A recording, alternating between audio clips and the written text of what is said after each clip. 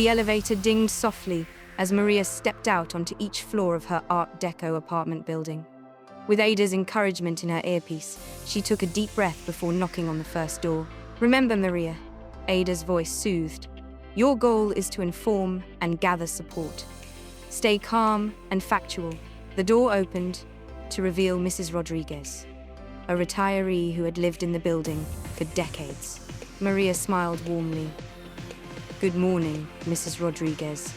Do you have a moment to talk about our HOA fees?" As Maria moved from door to door, she encountered a tapestry of reactions. Mrs.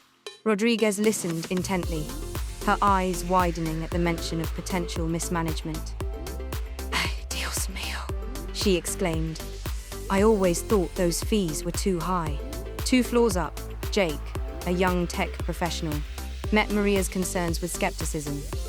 "Look, I'm too busy to get involved in building politics," he shrugged, closing the door before Maria could finish her explanation. In the penthouse, Mr. Goldstein, a lawyer, leaned against his doorframe with interest. "You've done quite the investigation, Maria. This could have serious legal implications. Count me in if you need any advice." As the day wore on, Maria's resolve was tested. For every neighbor who expressed outrage or offered support, there were others who met her with indifference or outright hostility. "Ada, this is harder than I thought," Maria sighed, slumping against the wall in the hallway. "How do I get people to care about something that affects us all? Community organizing is often challenging," Ada replied. "Perhaps focus on the personal impact for each resident. The financial strain, the lack of transparency, these are issues that touch everyone differently." Taking Ida's advice to heart, Maria adjusted her approach. She began sharing specific examples of how the mismanagement affected each neighbor, from the young family struggling with rising costs to the retirees on fixed incomes. Slowly, the tide began to turn. Tom, her elderly neighbor, offered to reach out to his old contacts from his time on the board. Lisa, a local journalist, expressed interest in investigating the story further.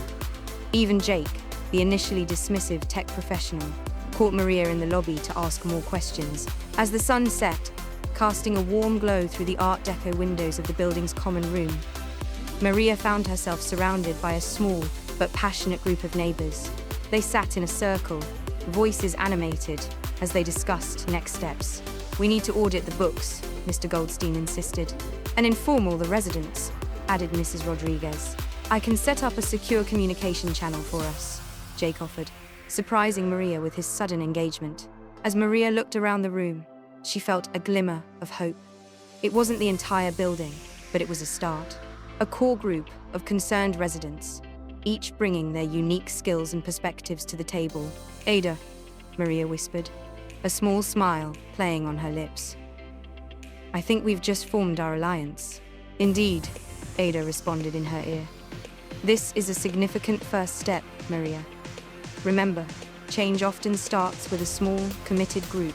As the meeting continued, plans taking shape amidst the chatter and debate, Maria realized that this was more than just about HOA fees. It was about community, transparency, and standing up for what's right. The road ahead would be challenging, but looking at the determined faces around her, Maria knew they were ready to face it together.